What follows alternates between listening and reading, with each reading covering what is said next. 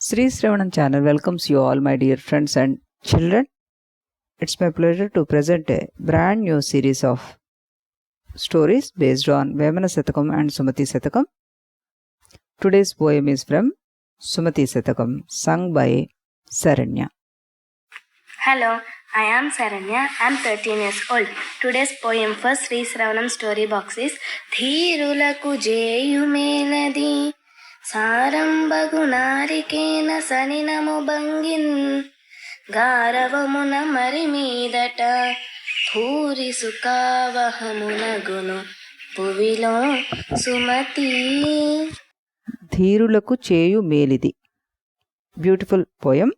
A well-grown coconut tree gives nutritious water. Similarly, the help rendered to the brave men will fetch honor, gives a lot of happiness.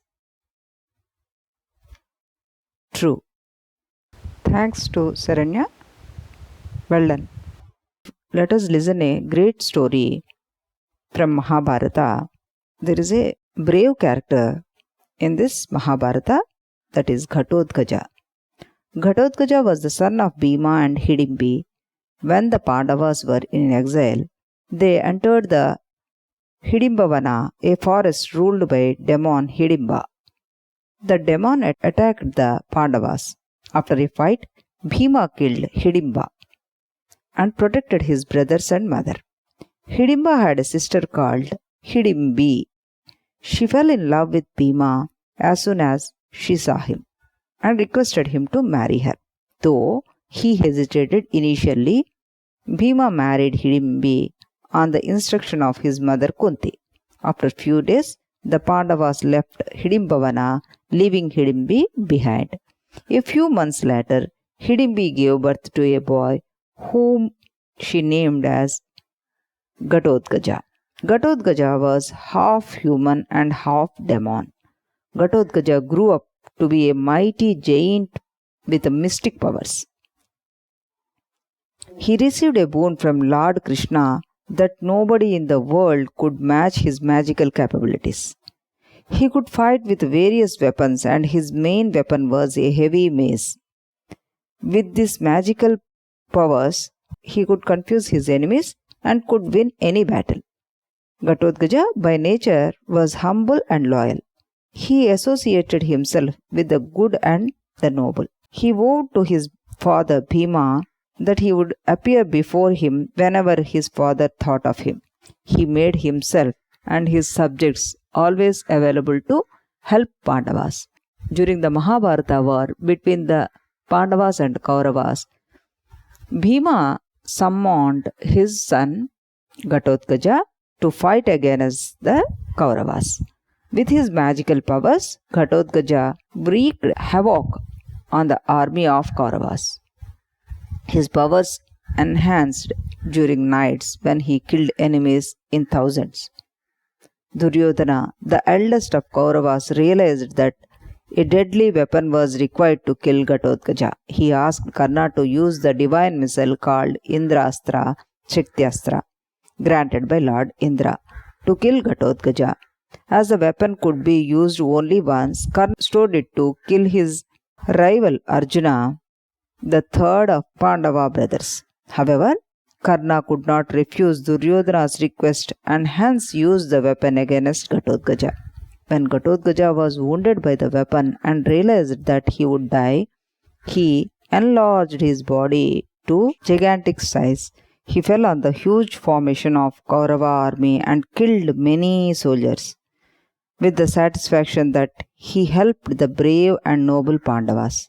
Ghatotkacha happily sacrificed his life, remained an honorable demon in the world. Moral: help rendered to the noble persons will beget great honor. Tomorrow, again with a story, we will meet in Sreepada channel. Till then, bye-bye. Sreepada channel కి చిన్నారులందరికీ శ్రోతలందరికీ కూడాను మరొకసారి స్వాగతం. ఈరోజు శ్రీశ్రవణం ఛానల్లో మనం చెప్పుకోబోయే కథ, అది ఘటోత్కచుడి కథ, మహాభారతంలోనిది. ఘటోత్కచుడు అనగానే మనందరికీ కూడాను గద గుర్తుకొస్తుంది కదా. ఈ ఘటోత్కచుడి కథ ఏంటి, అసలు ఆయన ఎవరు, ఇవన్నీ కూడా మనం డీటెయిల్గా తెలుసుకుందాం. ఘటోత్కచుడు పాండవుల్లో మధ్యముడైన భీమసేనుడి యొక్క కుమారుడు అనమాట.